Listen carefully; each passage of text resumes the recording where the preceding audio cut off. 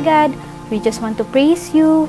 We love you. Thank you for your love, for your grace, and your mercy, Panginoon, for forgiveness. We offer this day to you, Panginoon. Lahat ng preparation, Panginoon, override it, Panginoon. I know, Lord God, na mas maganda yung plan mo, better than us, Panginoon. So, Lord God, we lift up everything to you.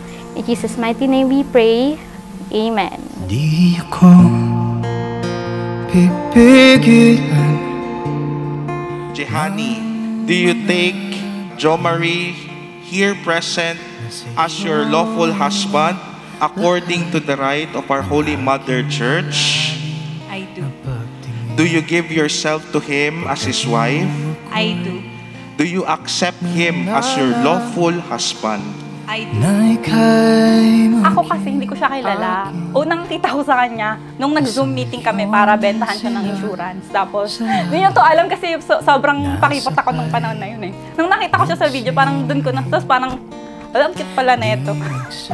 Bakit di ko to nire-replyan? Parang may di ko to nire-replyan. Tapos tinignan ko yung Facebook niya. Siyempre, doon ko na-realize na, kaya pala di ko pa siya nire-replyan dati. Ngayon talaga, nag-glow up talaga siya.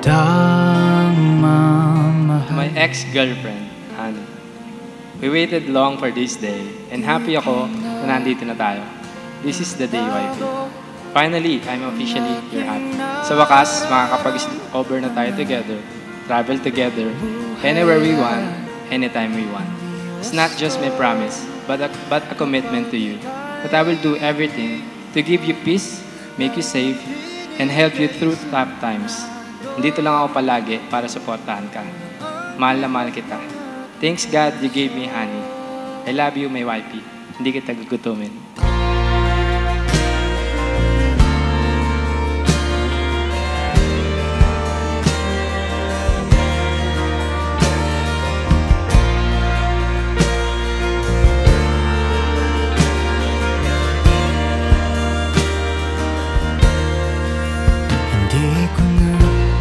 Now to Jo Marie, do you take Jehani present here today as your lawful wife according to the rite of the Holy Mother Church? I do.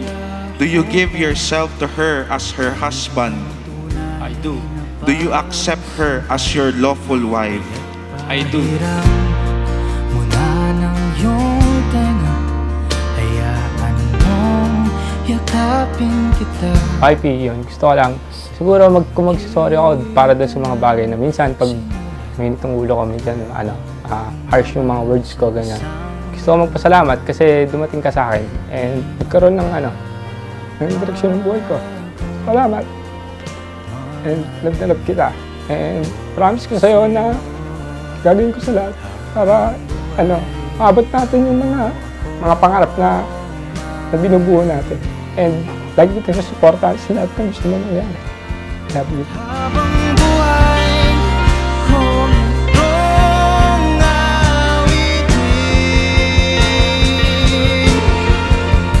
di ko na.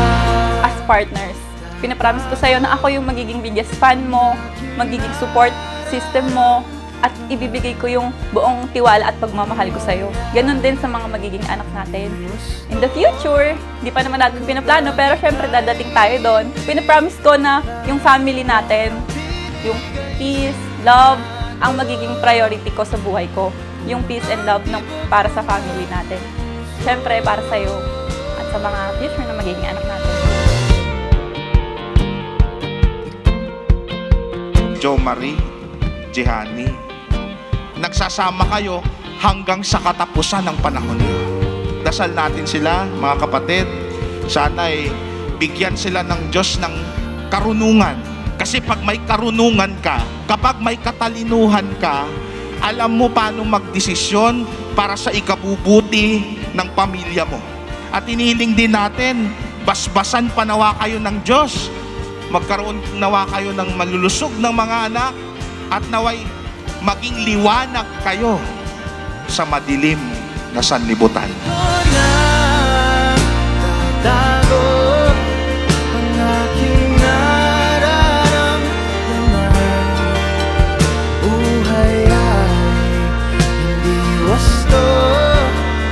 Kapag ika'y hindi hagdan, lahat ng tinig promise to always push and inspire you beyond your limits, as I always do. I will dream with you, celebrate with you, and walk beside you through whatever our lives may bring. Together with the Lord, we will make things impossible possible.